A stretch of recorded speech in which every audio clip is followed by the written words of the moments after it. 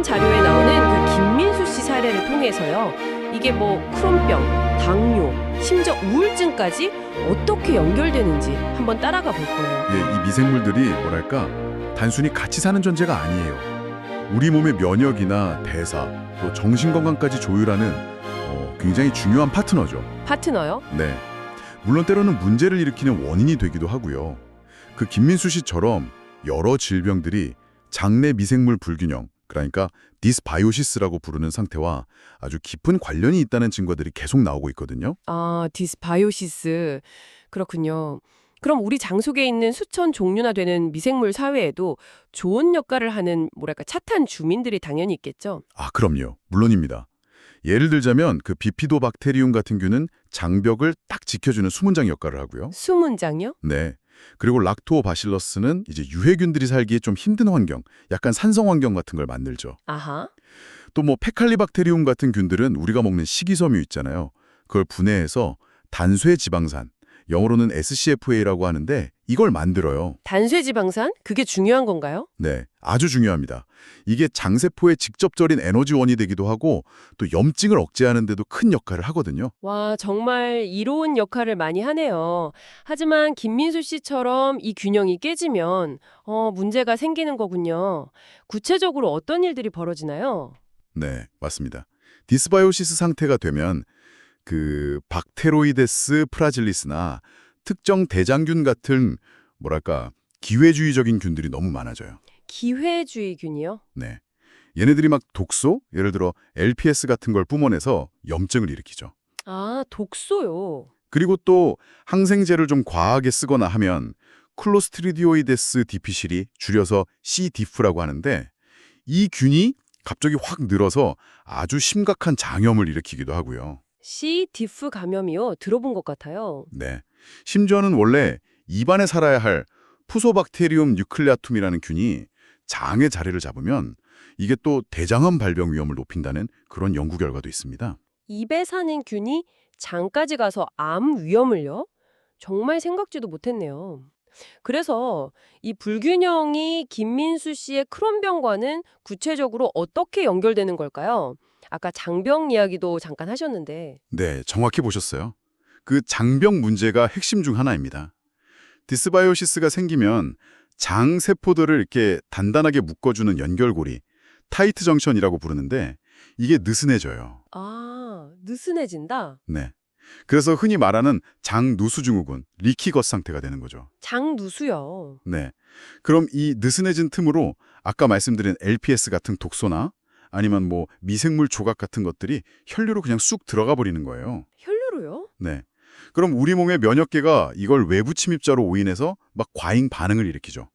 사이토카인이라는 염증 물질을 막 쏟아내는 겁니다. 사이토카인 폭풍 같은 건가요? 그렇죠. 이런 만성적인 염증 상태가 바로 크론병 같은 염증성 장질환의 주요 원인이 되는 걸로 보고 있습니다. 그렇군요. 장누수랑 그로 인한 만성 염증이 크론병의 핵심이다. 그럼 당뇨병은 어떤가요? 이것도 염증이랑 관련이 있나요? 아니면 좀 다른 경로인가요? 둘 다 관련이 있다고 봐야 합니다. 우선 디스바이오시스로 아까 말한 유익균들이 줄어들면 그 단쇄지방산, 특히 부티레이트라는 종류가 있는데 이게 인슐린 민감성을 높여주거든요. 네. 근데 이게 줄어드니까 당연히 혈당 조절이 좀 어려워지겠죠. 아, 그렇겠네요. 그리고 또 장무수를 통해서 혈류로 들어간 그 LPS 독소가 전신에 약간 미세한 염증을 계속 일으켜요. 이게 직접적으로 인슐린 저항성을 악화시킵니다. 전신 염증이 인슐린 저항성까지? 네. 식단도 중요한데요. 뭐 붉은 육류나 계란 노른자에 많은 콜린 같은 성분이 특정 장내 미생물에 의해서 TMAO라는 물질로 바뀌게 돼요. 근데 이 TMAO가 또 인슐린 저항성을 높이는 걸로 알려져 있습니다. 와, 정말 복잡하게 얽혀 있네요. 그런데 저는 장 건강이 정신 건강, 특히 우울증에까지 영향을 미친다는 점이 참 놀랍고 흥미로운데요. 장이랑 뇌가 어떻게 그렇게 소통을 하는 거죠? 네, 그게 바로 뇌, 장축, 그러니까 gut-brain axis라고 부르는 직접적인 소통 라인이 있기 때문입니다. 뇌 장축이요? 네, 주로 미주신경 같은 신경망을 통해서 뇌와 장이 양방향으로 계속 신호를 주고받아요. 그런데 이 과정에 장내 미생물이 아주 깊숙이 관여를 하는 거죠. 미생물이 신경신호에 관여한다고요? 네, 예를 들어서 우리가 흔히 행복 호르몬이라고 부르는 세로토닌 있잖아요. 네, 세로토닌. 그 세로토닌의 약 90%가 사실은 장에서 만들어집니다. 90%나요? 뇌가 아니라 장에서요? 네, 그런데 이 세로토닌 생성 과정에 장내 미생물이 꼭 필요해요. 또 뭐 개바라고 하는 신경 안정 효과가 있는 물질 생성에도 미생물이 영향을 주고요. 아, 그러니까 디스바이오시스가 오면 이런 중요한 신경 전달 물질 생산에 차질이 생기고 또 장에서 시작된 염증 신호, 그 사이토카인이 혈액을 타고 뇌로 전달돼서 감정 조절을 담당하는 뇌 영역, 뭐 해마나 전전두엽 피질 같은 곳에 기능에 영향을 줄 수 있는 거죠. 그래서 우울감을 느끼거나 더 심해질 수 있다. 네. 그래서 우울증이 단순히 그냥 마음의 문제만 아닐 수 있다는 중요한 증거가 되는 겁니다. 와, 정말 우리 몸이라는 게 하나의 작은 우주 같다는 생각이 드네요.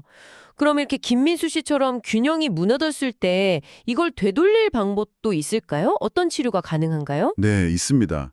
가장 좀 획기적인 방법 중 하나로 분변 미생물 이식, 줄여서 FMT라고 하는 치료법이 있어요. 분변, 이식이요. 좀 생소한데요? 네, 말 그대로 건강한 사람의 대변에서 분리한 미생물총, 그러니까 장내 미생물 생태계를 통째로 환자에게 이식하는 거예요. 와, 그게 효과가 있나요? 특히 아까 말씀드린 그 C. diff 감염 치료에는 정말 효과가 좋습니다.